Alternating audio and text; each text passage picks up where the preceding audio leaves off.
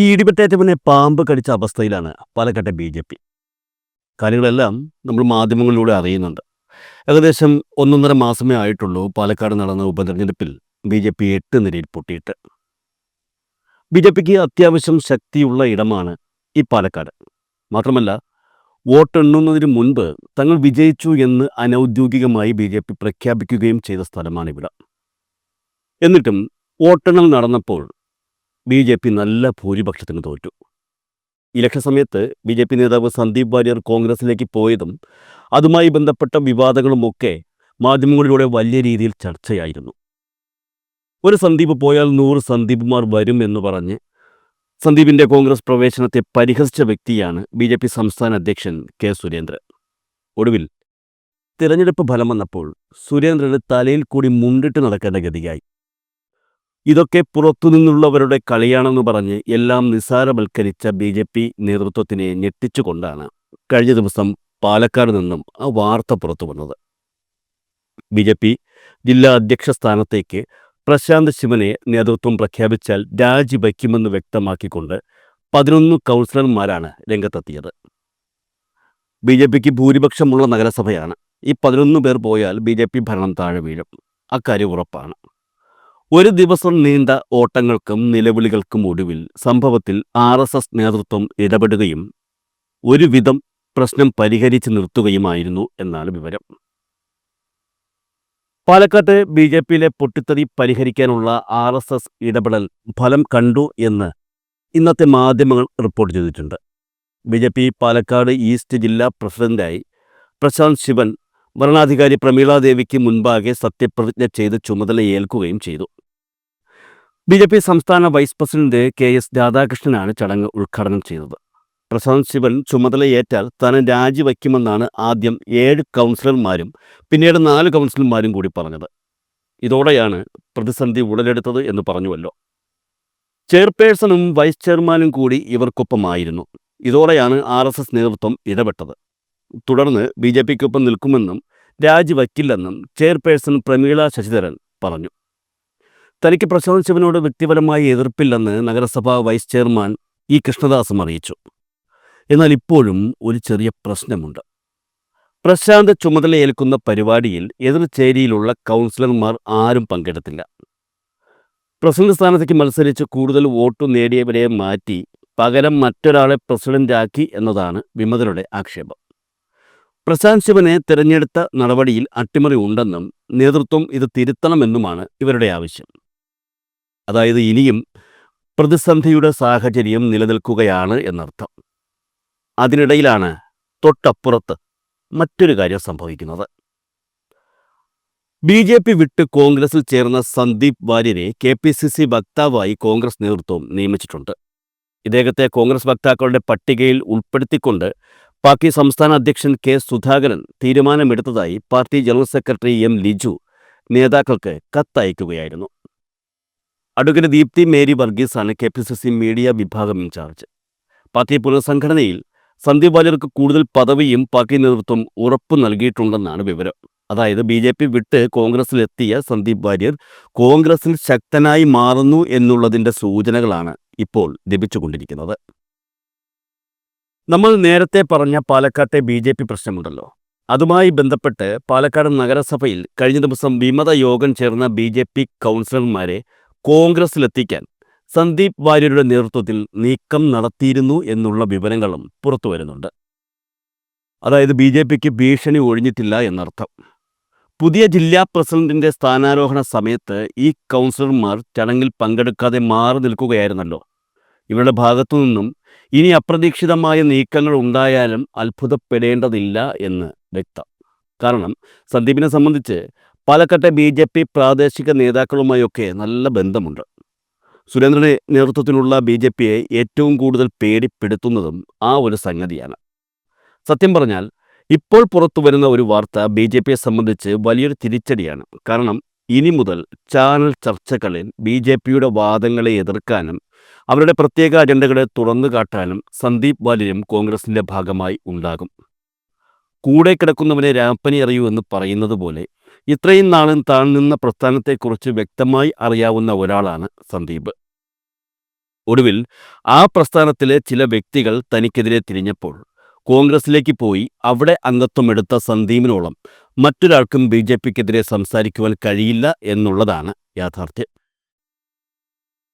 Sandeep B J P വിട്ട് കോൺഗ്രസിലേക്ക് പോയപ്പോൾ ഏറ്റവും കൂടുതൽ അദ്ദേഹത്തെ വിമർശിക്കുകയും പരിഹസിക്കുകയും ചെയ്ത വ്യക്തിയാണ് ഈ പറയുന്ന പുതിയ പാലക്കാട് ജില്ലാ പ്രസിഡന്റ് പ്രശാന്ത് ശിവൻ.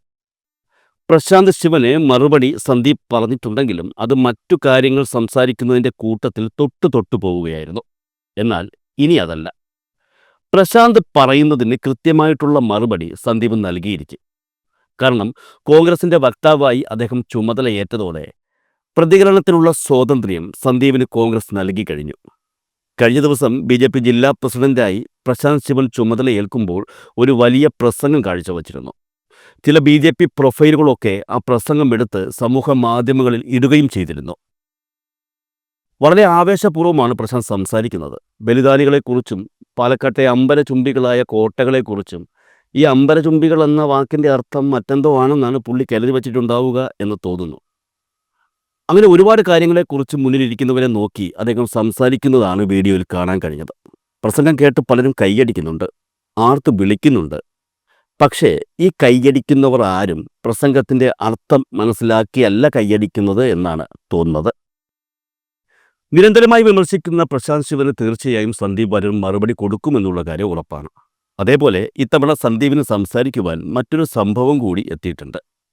കേരളത്തിലെ ബി ജെ പിയുടെ ആദ്യ പാർലമെൻറ്റ് മെമ്പറും ഇപ്പോൾ ബി ജെ പിയുടെ കേന്ദ്രമന്ത്രിയുമായ സുരേഷ് ഗോപി തൃശൂർ പൂരവുമായി ബന്ധപ്പെട്ട് ചില പ്രസ്താവനകൾ നടത്തി കഴിഞ്ഞ ദിവസം വന്നു ചാടിയിട്ടുണ്ട്. തൃശൂർ പൂരം അലങ്കോലമാക്കിയത് തിരഞ്ഞെടുപ്പിൽ ജയിക്കാനായിരുന്നെന്ന വിമർശനത്തിന് എത്ര മധുരമായി മറുപടി പറഞ്ഞാലും രൂക്ഷമായി പോകുമെന്നാണ് സുരേഷ് ഗോപി പറഞ്ഞത്.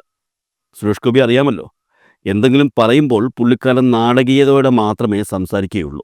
മാത്രമല്ല അതിനിടയിൽ ആക്ഷനൊക്കെ അതിഗംഭീരമാണ്. ഇവിടെയും അതൊക്കെ തന്നെയായിരുന്നു സ്ഥിതി. എനിക്ക് വേണ്ടി വോട്ട് ചെയ്ത ആദ്യത്തെ മുതൽ അവസാനത്തെ വോട്ടറുടെയും ദൃഢനിശ്ചയത്തെ പുച്ഛിക്കലാണത്. പൂരം നടക്കുന്നിടത്ത് ആംബുലൻസിൽ വന്നിട്ടില്ലെന്ന് അസന്നിഗ്ധമായി പറയുകയാണെന്നും സുരേഷ് ഗോപി എടുത്തു പറഞ്ഞിരുന്നു. കണ്ണൂർ നഗരം അന്ന് കാക്കിയിട്ടവരുടെ കൺട്രോളിലായിരുന്നു. കാക്കിയിട്ടവരുടെ കൺട്രോളിൽ നിൽക്കുന്ന സ്ഥലത്ത് ഏതൊക്കെ ആംബുലൻസ് എവിടെയൊക്കെ കിടക്കണമെന്നും ആംബുലൻസിൻ്റെ പാത ഏതുവഴിയാണെന്നും ഇൻ ആൻഡ് ഔട്ട് ഉണ്ടോ എന്നും അന്നവിടെ ഉണ്ടായിരുന്ന എസ് പിക്കും കളക്ടർക്കും ആംബുലൻസിന് പുറത്തുനിന്ന് വരാൻ അനുവാദം കൊടുക്കാൻ കഴിയുമായിരുന്നോ എന്നുമൊക്കെ അന്വേഷിക്കണമെന്നാണ് സുരേഷ് ഗോപിയുടെ ആവശ്യം.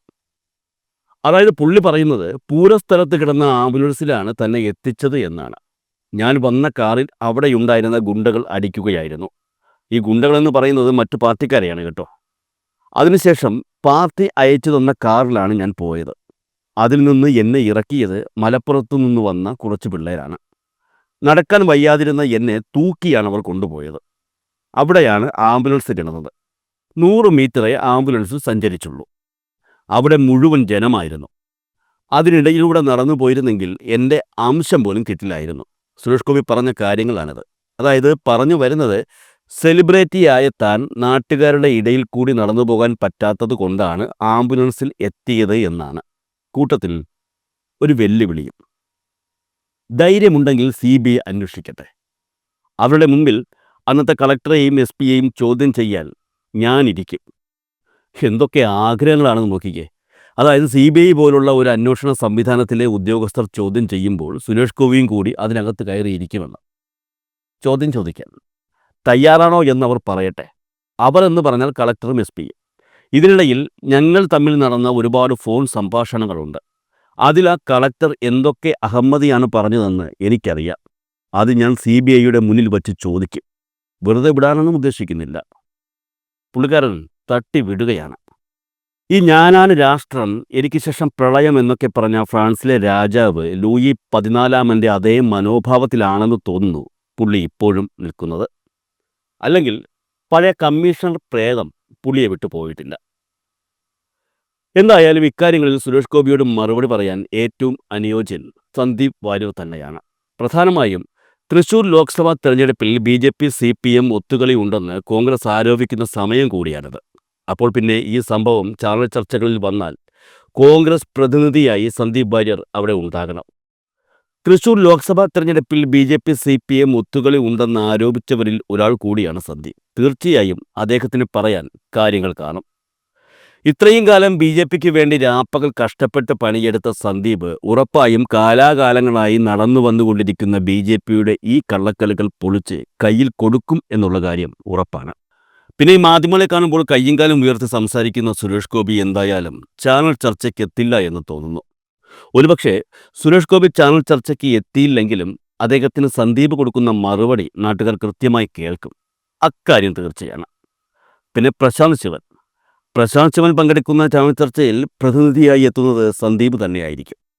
ഉടൻ തന്നെ അത് പ്രതീക്ഷിക്കുകയും ചെയ്യാം.